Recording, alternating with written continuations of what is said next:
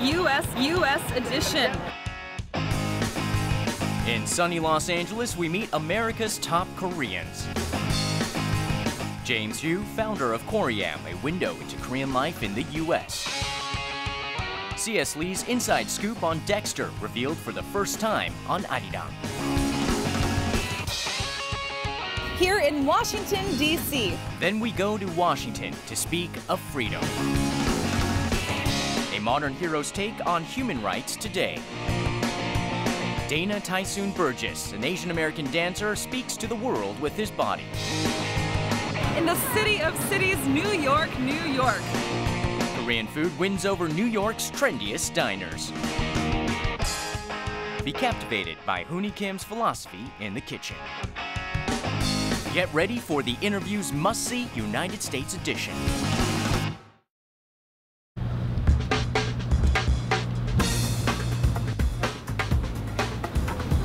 Hello everyone and welcome back to The Interview. I'm Susan Lee MacDonald here at the Sunset Gower Studios. I'm ready to meet my guest here.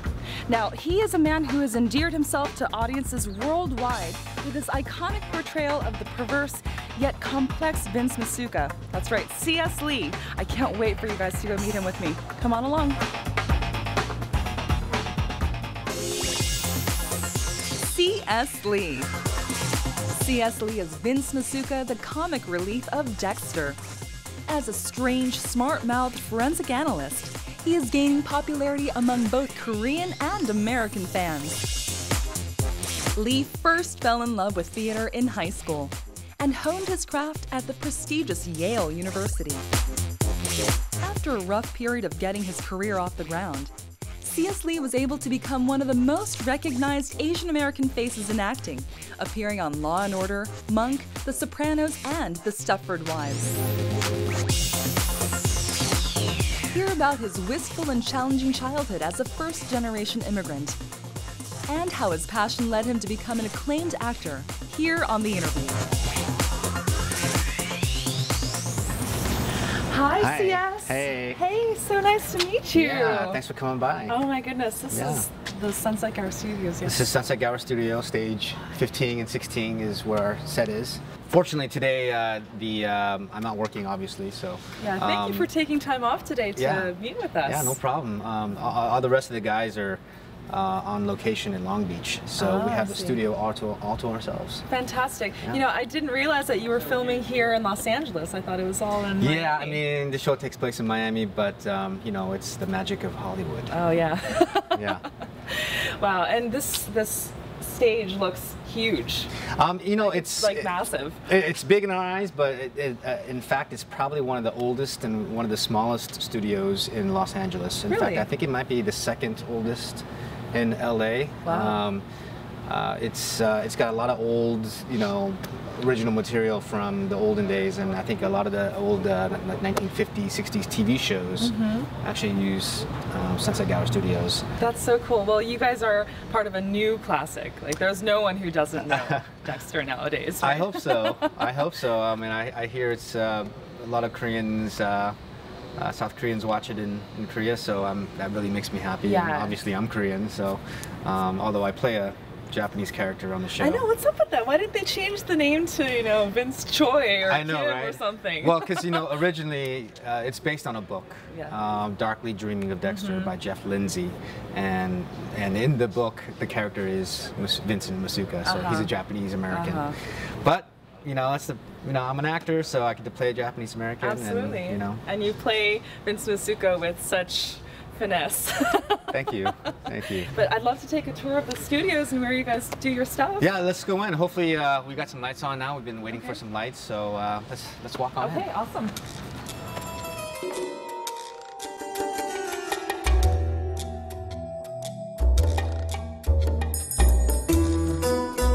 Dexter is the most popular show on the American cable channel Showtime. After steadily gaining fans around the world since 2006, Dexter brought home a Best Actor Golden Globe for Michael C. Hall in 2010. Based on the novel Darkly Dreaming Dexter, the show introduces us to Dexter Morgan, a blood spatter expert in Miami who moonlights as a serial killer, hunting other killers. After experiencing the trauma of witnessing his mother's death, he develops an urge to kill. He is able to blend into society with the help of his stepfather, Harry, but he still has trouble repressing his murderous urges. As a compromise, he decides to kill only criminals who have escaped the law. He is constantly at risk of being caught, and it's this tension that keeps viewers on the edge of their seats. Captain Maria LaGuerta, commander of the Homicide Division. Dexter's younger sister and fellow cop Deborah Morgan. Dirty-minded forensic analyst Vince Masuka. The righteous-hearted detective Angel Batista. All of these characters come together through the motif of murder to show us the dark side of society. Dexter's urge to kill has only become stronger through the events of the first 6 seasons. Watch him continue his struggle with himself and with society on the upcoming Season 7 of Dexter.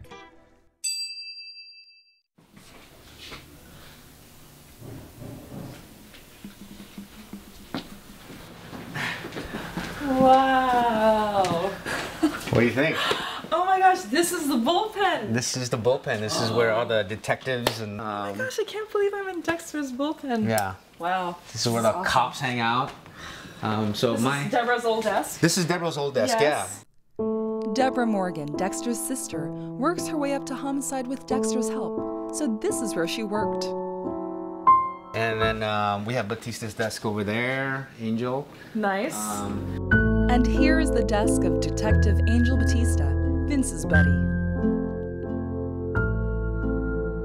And then this is in the back is all the labs. This oh is my goodness. my lab over here and Dexter's lab here.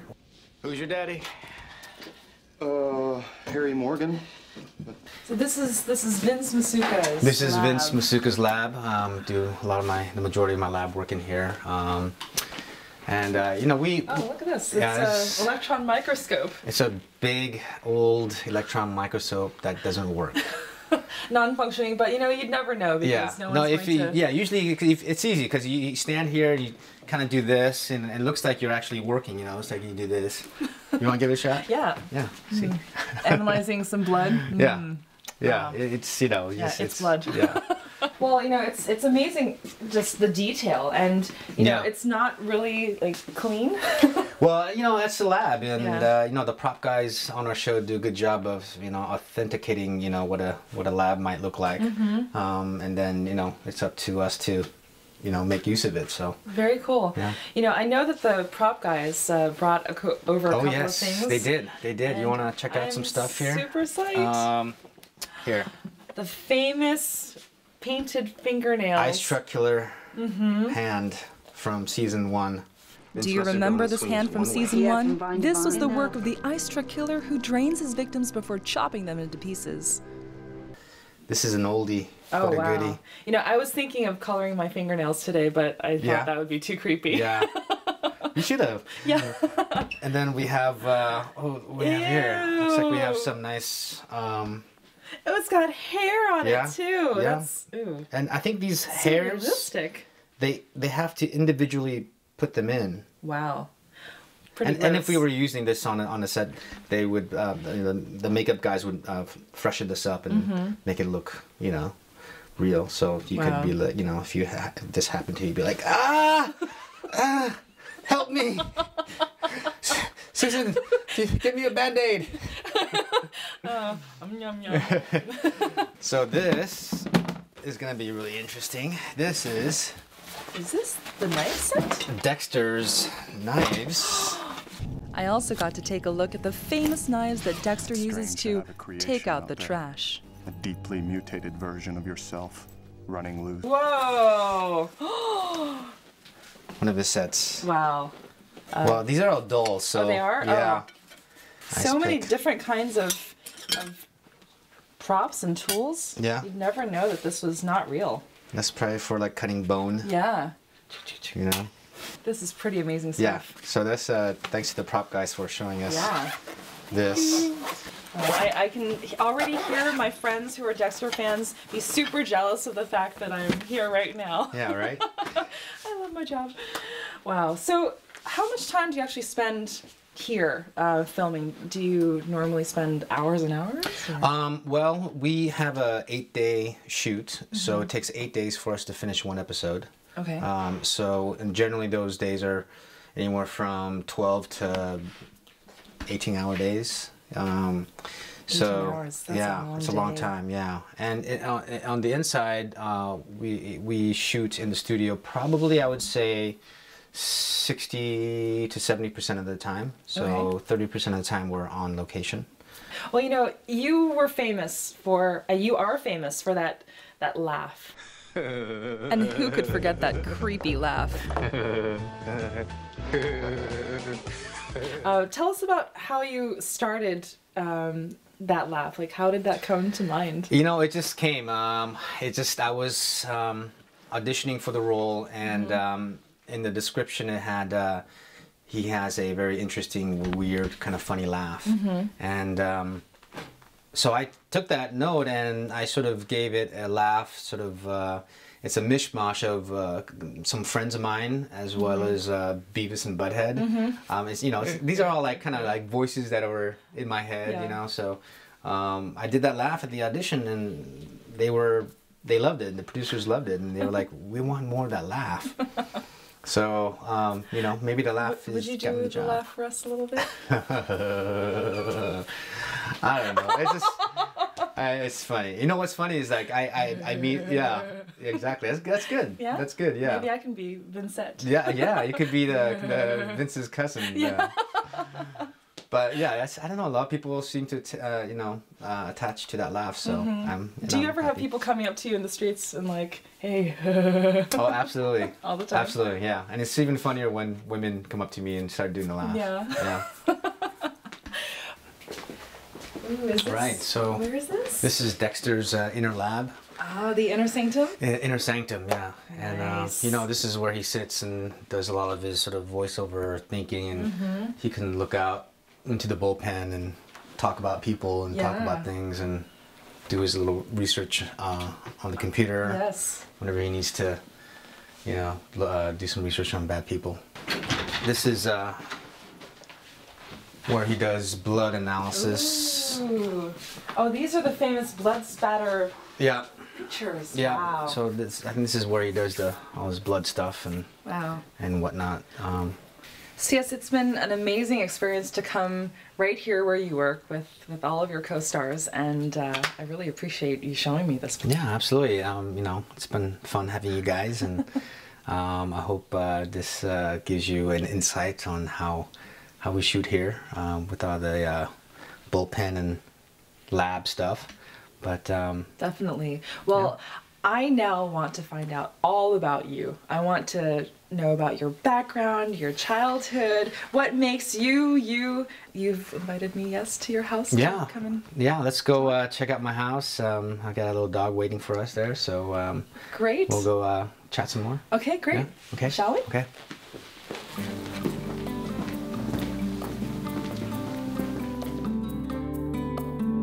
Our cast is, I'm incredibly blessed because we have such a dynamic, cooperative, and nurturing cast. We don't really have any big issues or problems as a cast. We're very easygoing, and we're, you know, all of us are about the work. You know, a lot of people kind of go for the whole, you know, star glam thing, and you know, I'm not necessarily making a judgment on it, but it's just not something that I'm interested in, and I think it kind of takes away from the artistry of the work at hand, and it's, you know, to me, it's just not fun to be a part of that. So in that way, I think our cast is pretty special.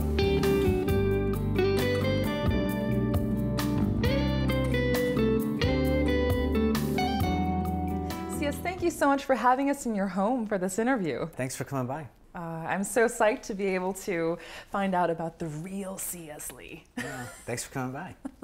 Well, I know we've had to move all your furniture away and kind of create a little bit of chaos in your house, you know, for this. So, so thank you. Not a problem. I have a wife, so she can put it all back together. There we go. A true Korean man, yeah? She'll clean and do all that. Yeah. You know, it's such a treat to be able to interview you because I know that you normally don't give interviews in your home, right? Well, this is the first one, yeah. And, you know, you convinced me, so here I am. Well, maybe my negotiating skills will deepen by exploring the inner side of you today. You know, so many people know you as an amazing actor who portrays this very kind of complicated, kind of weird guy named Vince Masuka on Dexter. And a lot of people want to know about the man behind the lab coat and the forensics equipment. If you could tell us a little bit about who you are in just a few words.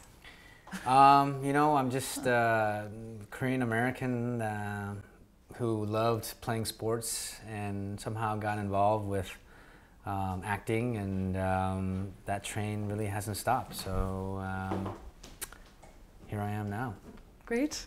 Well, we are going to be finding out a lot about you, your background, your childhood, your professional life, everything you know, pre-Dexter, because there's a lot of meat there. You have a lot of tools from which you can draw upon to play the characters that you play now, and we want to know all about you. Are you ready? Yeah, I'm ready. Yeah, no taboo subjects. If I'm uncomfortable about something, then I'll just look at you and stare at you. Stare me down? Yeah. Well, hopefully I won't offend in any way, but let's get right to it. Okay, sounds good. You know, I want to talk a little bit about your background and family, but before I touch on that, you know, as a Korean American myself, I've experienced, you know, with my own family, how they want me to, you know, become a doctor or a lawyer or engineer, something very kind of traditional. And when I took this path, it was kind of going against the grain a little bit. Did you ever experience that with your family? My parents were too busy working to really have the time to really kind of talk to me about those things, I guess. But also I think the way I was raised, you know, me being firstborn,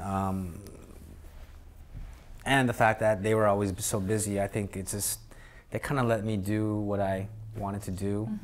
I think it helped that I got, you know, a full ride scholarship to college so that I didn't have to be dependent on them, you know, to go through college. So I think it kind of started from there, and by the time I got to Yale, you know, it was kind of like they kind of pretty much let me do what I wanted to do.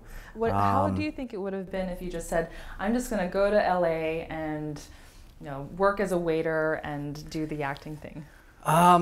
You know, I mean, in the end, I think any parent would certainly have concerns about their children, the kids, not making a living and struggling. But and certainly my parents did too. But there were a few moments in my life where my mom was finally like, you know, maybe you should, you know, give up the acting thing and, you know, go do something else that's gonna, you know, make you money. Because I mean, the time I spent in New York, you know, I certainly it wasn't a piece of cake. You know, I definitely had my moments of struggle and not knowing how I'm gonna pay rent, and, you know, asking them to send me some money to, you know, get by on. And you know, there were definitely moments where my mom was like, you know, maybe you should become a doctor, or you know, go back to school, or, you know, choose a different profession, you know. And then I'd be like, but Mom, look, I just got a commercial. It's a Nextel commercial.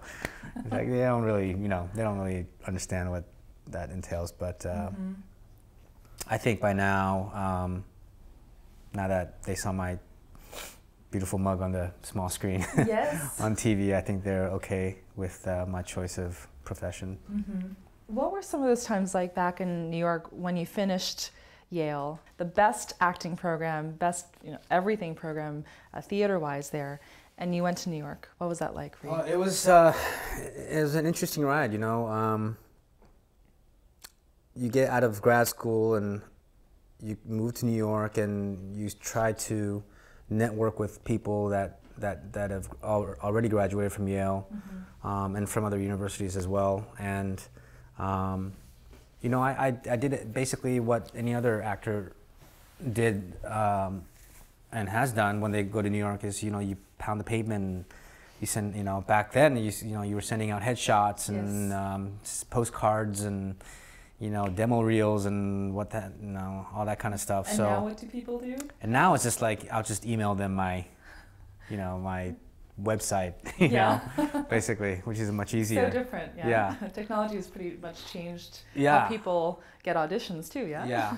So I mean, I was doing it the old school way, you know, like manila envelopes with headshots and resumes and stapling and cutting headshots, and, and that's how we did it. And then you know, it was a struggle. It was definitely a struggle, but you know, I would get a play here and there, and I would get a role on a TV show here and there, or you know, or a movie, you know, role here and there. So you know, over the years, I slowly became, you know, the work that I got sustained me.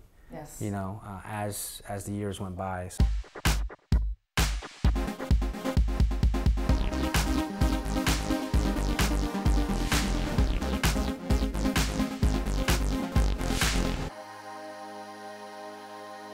You were in the Mellow Yellow Theater Company.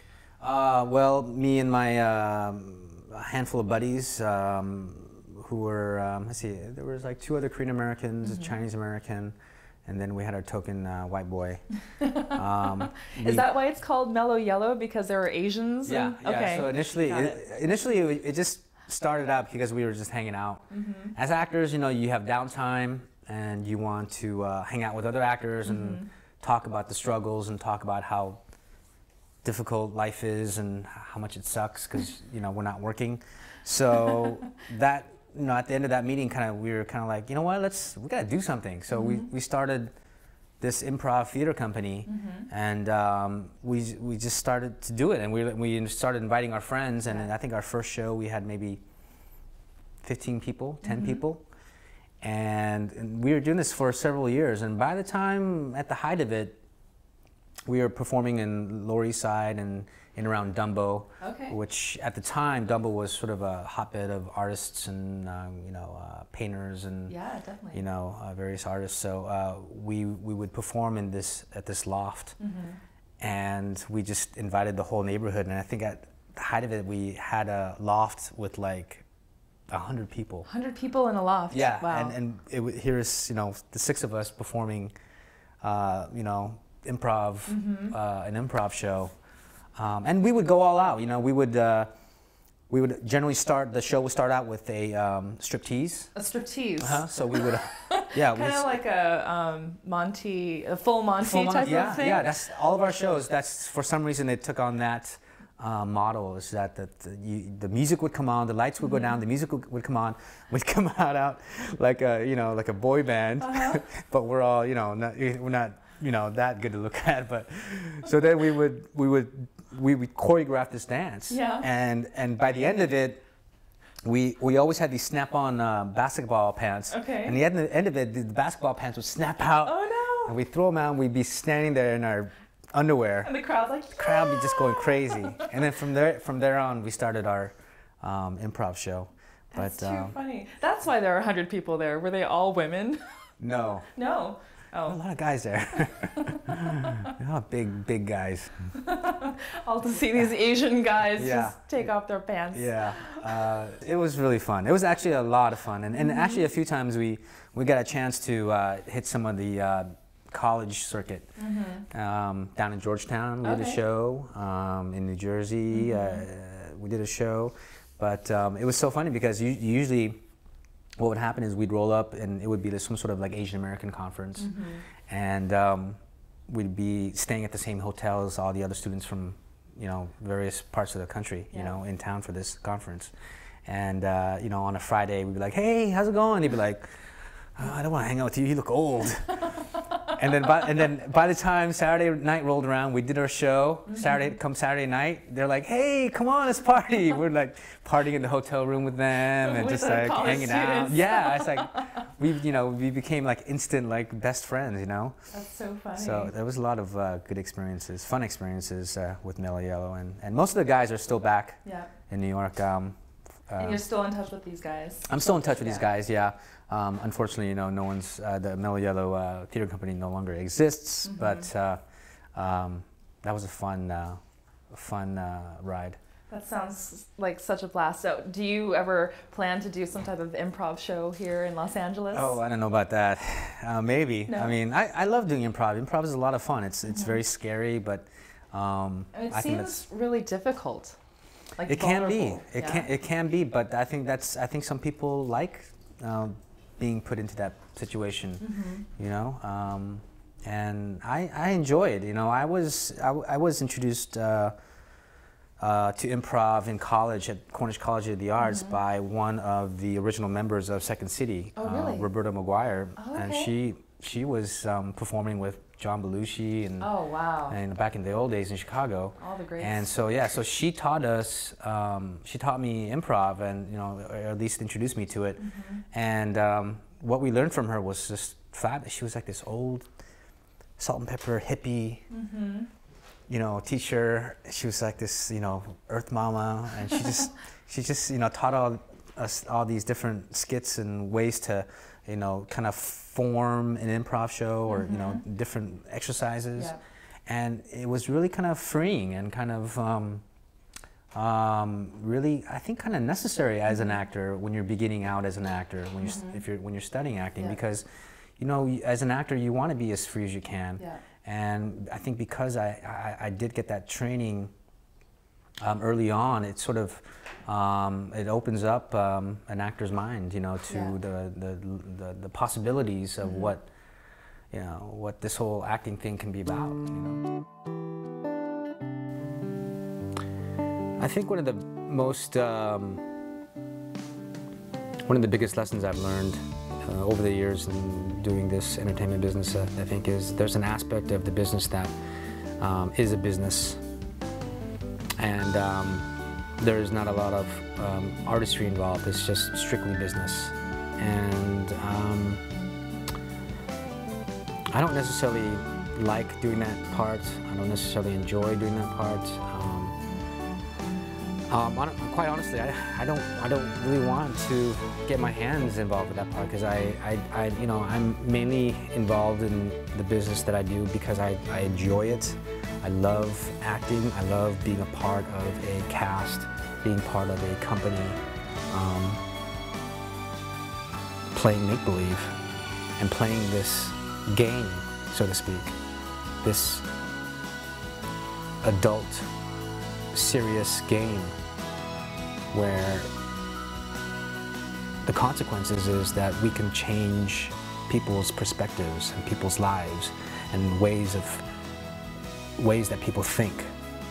I mean, to have a game like that and to be able to play it and to be able to quite possibly have that type of effect on people is kind of mind-blowing to me.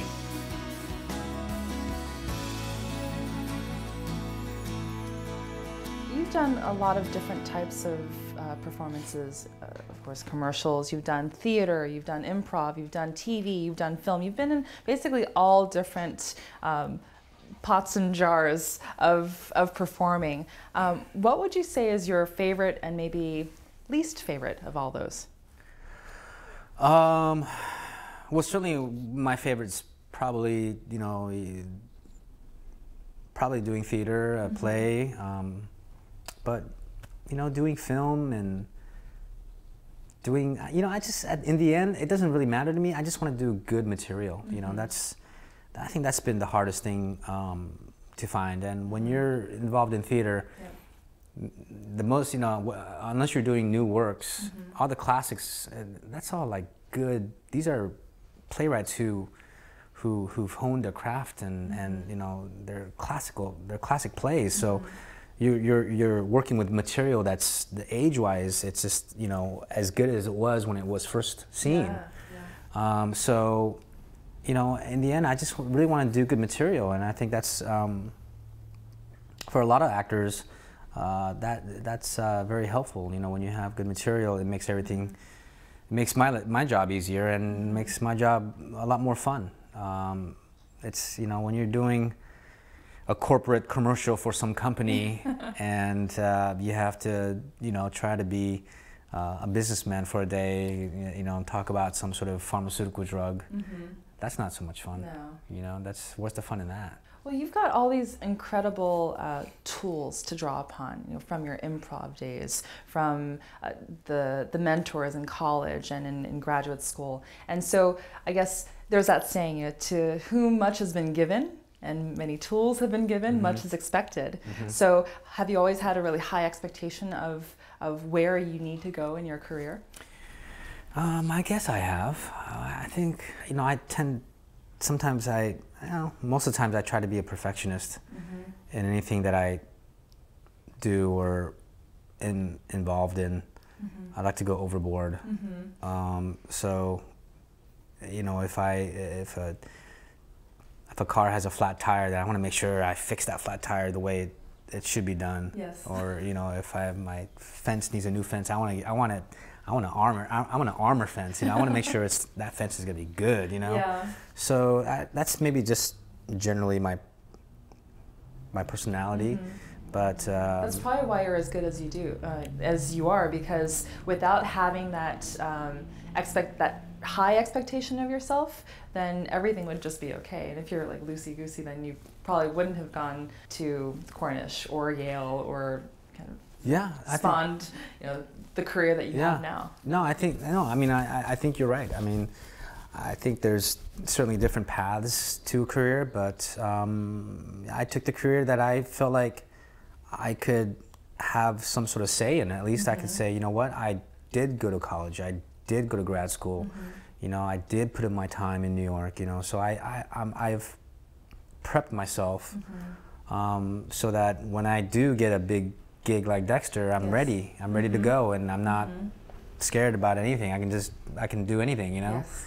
So I mean, I think especially for actors, you really, I mean, it doesn't really matter how much training you have. It's really as long as you have the appropriate training that you need to do the job. So, because if you're not ready to do the part that you're given, then obviously you haven't prepared. You know, you haven't done enough. So, I always feel like I need to prepare and be over-prepared, and sometimes that means not preparing. Sometimes it means don't read a script 20,000 times. Read a script a couple times, get the sense of it.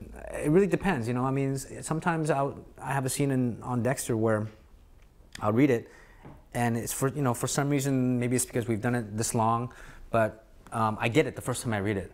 So I won't look at it until we're ready to shoot. So and I don't necessarily have to take time to memorize like all my words and all my lines, because everything just kind of happens quicker. You're able to absorb all that information just by knowing the energy and flow of the script, maybe? Yeah, I don't know. Maybe it's because I've done it for this long, but I also like the fact that it sort of gives me it keeps it fresh.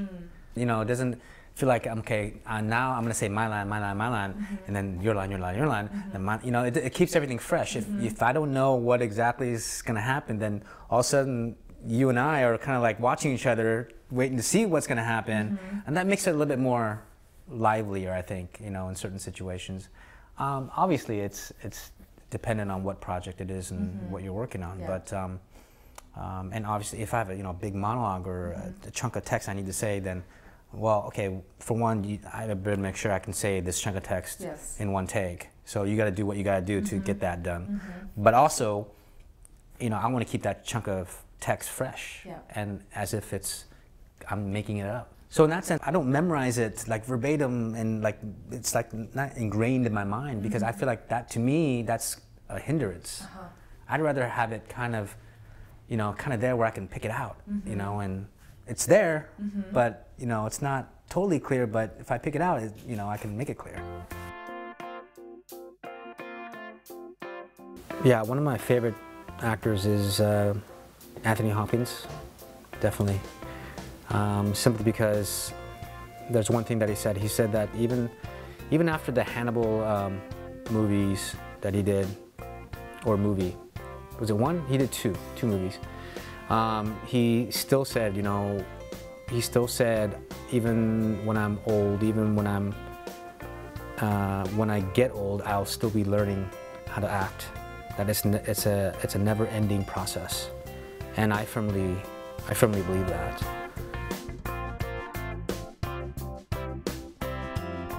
You've done a lot of work on television as well. You've worked on Monk, Law and Order. You've worked on The Sopranos, that almost everyone on the face of the planet knows about, and did movies with the Stepford Wives. Of the works pre-Dexter, what would you say are some of your proudest works? Well, certainly, I think when you're living in New York, doing a Law and Order episode is definitely a very special thing to happen for an actor, because every actor is somehow involved with an episode of Law and Order. So yes, and they've provided so much work to working actors. That was exciting because it just felt like, okay, now I can say I'm a New York actor, and yeah. I've done a Law and Order episode, and there's something very special about that. Well, with your Law and Order episode, you played several different roles, but you played a forensics guy, right? Let me see here. Did I think it was a forensics tech person. I played a maybe, yeah. You know, all those roles. It's just like you have a line or two. I never got a juicy role where I can, be the bad guy or be the murderer or anything. You strive to be a murderer. But I mean, when you're on Law and Order, the good parts is the guy who committed the crime, yeah. Or the girl who committed the crime. But so they were all just small parts, and but nonetheless, if you had a speaking role, that was a principal role, and as an actor, you felt very proud, to have a speaking role on a episode of Law and Order. So. Absolutely. Well, I was thinking, as I was doing some research about you and your previous work, I was thinking, I wonder if you got the role at Dexter because of your role on Law and Order with you being a forensics guy. Right. Is there any connection? I don't think so. No. No. I mean, I think one of the things Asian guys or Asian American guys. One of the things we have going for us right now is that we look a lot like a forensic expert or a scientist, or you just look so smart. Yeah, we have that part of Hollywood, that those roles, we have it nailed down. So well, you played Dr. Ba in the Dr. Ba Sopranos. in Sopranos, yeah. So it's funny because I think that's where we start out, and then as hopefully as the years go by, we can start getting the roles will get broader and better, and maybe play some real sexy roles. Yeah, there's some sexy roles in the future. Michael C. Hall, Dexter himself, the main actor and executive producer of the show. I had an opportunity to interview Dexter himself. You'll be looking in my direction? Great. Yeah, I'm going to do this sign. Stand by. I played Dexter in Dexter, on Dexter, with Dexter. I'm Dexter. CS is Vince Masuka at this point. He was just words on a page, and once CS came onto the set, those words on a page were replaced by the flesh and blood person that CS is. And a lot of his lines are outrageous or silly or intended to give the audience an opportunity to laugh in the midst of what's otherwise kind of dark material. He brings to them a sense of a real full dimensional human being, and I think that's a testament to his skill as an actor. I think if I could play any other character on the show, it would probably be Masuka. I found the grapes. Harry Morgan, played by James Remar, Dexter's stepfather. We also had an opportunity to speak to him. Charles Soon. Charlia. I forgot how to say little brother. 동생. 동생. But mostly when he makes a good shot in golf, I go, 아이고. 똑바로. 조금. Charlie. 네. 그래. What do I think are Charlie's strengths? his intelligence, his versatility, and his good humor. I'm pretty sure that Charlie could play anything. And I've just watched his emotional range as a person. He's a thoughtful person.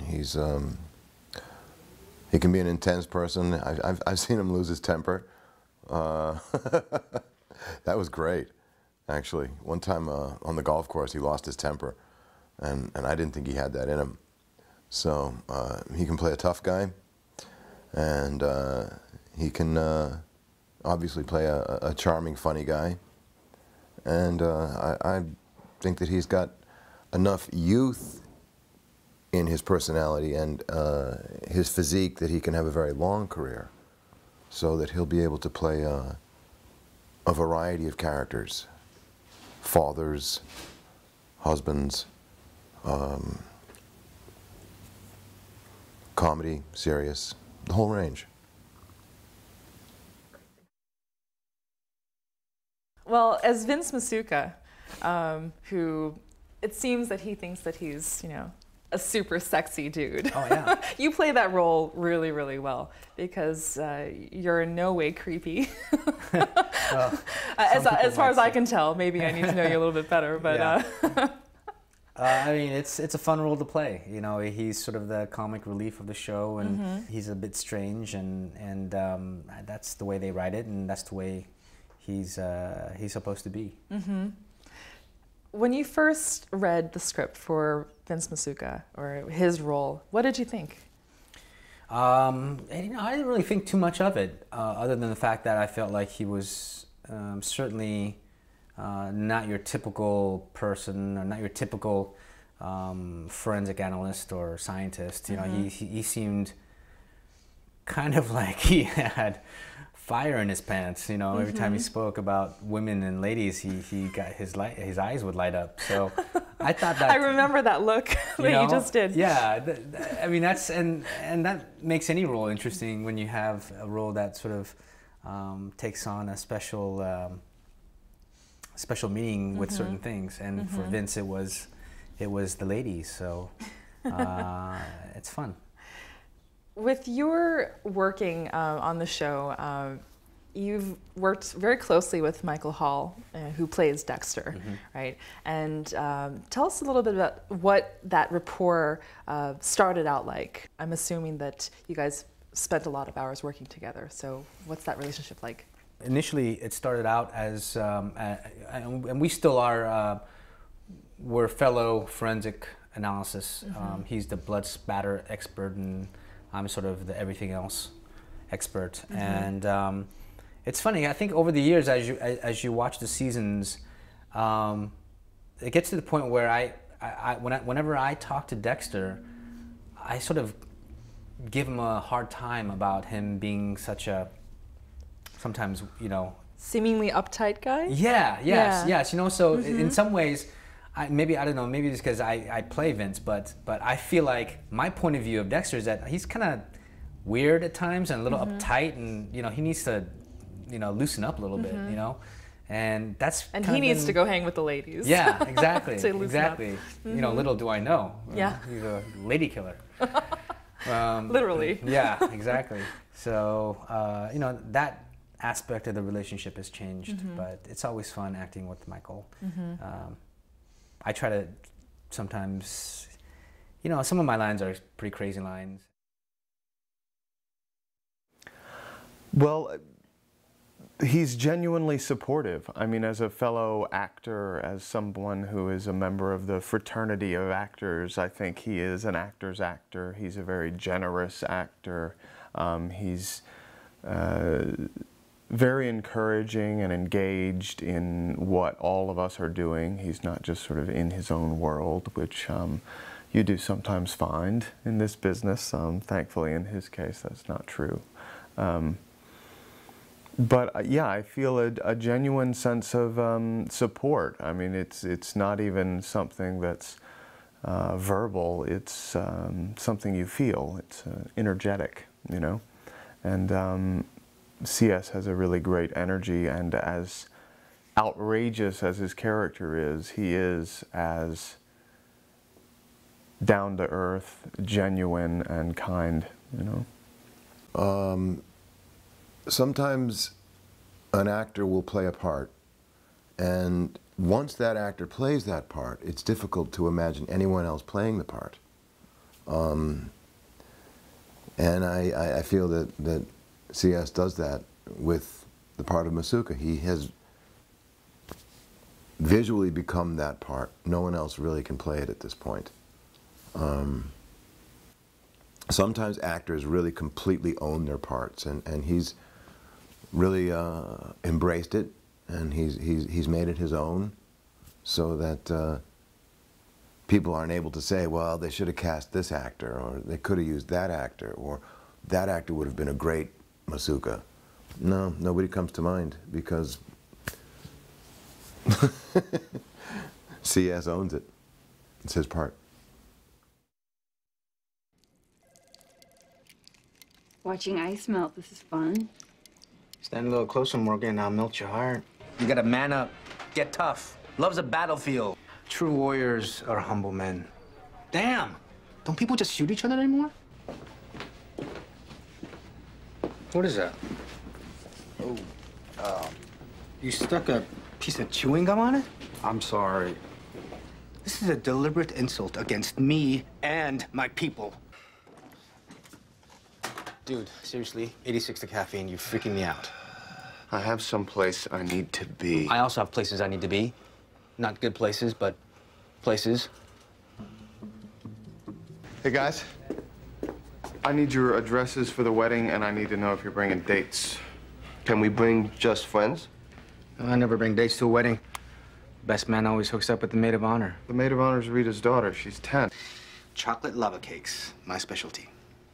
You have a specialty? A river of chocolate love that melts in your mouth. Wow. You can make anything sound perverted. It's a gift. Your victim was smothered. That's not opinion. That's science. And science is one cold-hearted with a 14-inch strap-on. What are some of the most crazy lines you've ever said? I mean, I remember some. Yeah, I mean, there's some lines I don't know if I can say it on air. I mean, we can bleep you out. Well, I mean, you know, science is a cold-hearted with a 14-inch strap-on.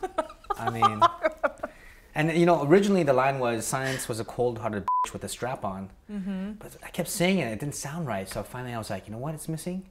It's missing specificity. Mm. So I said, science is a cold-hearted with a 14-inch strap-on. Mm.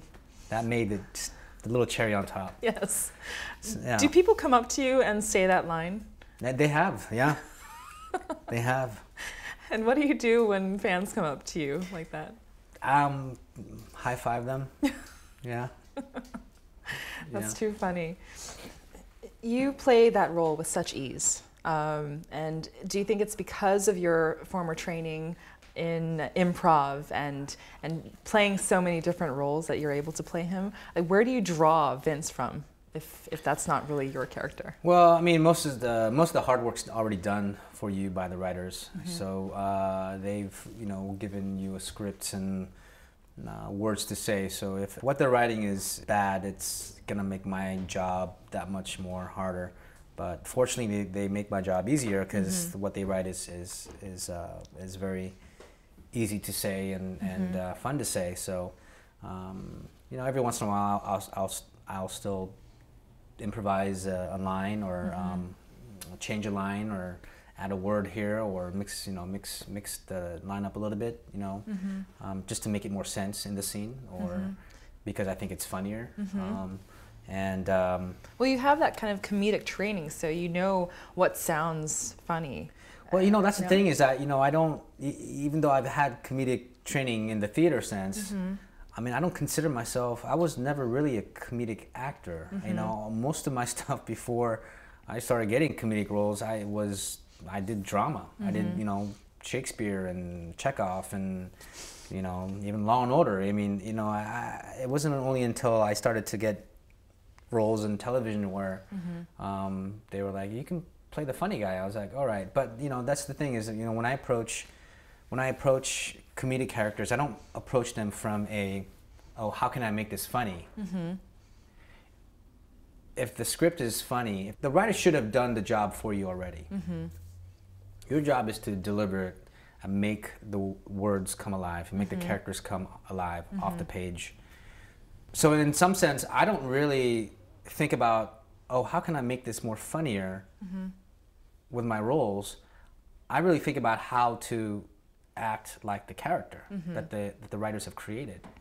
And if you do that to the T, and if you do that the way that the writer has intended, then it's going to be funny. You know? What do you do to get into that mode where you are playing a certain character, and in this case, Vince? Like, do you sit in your trailer and you think like perverted thoughts? Do you look at some weird magazines to kind of get in that role, or what? You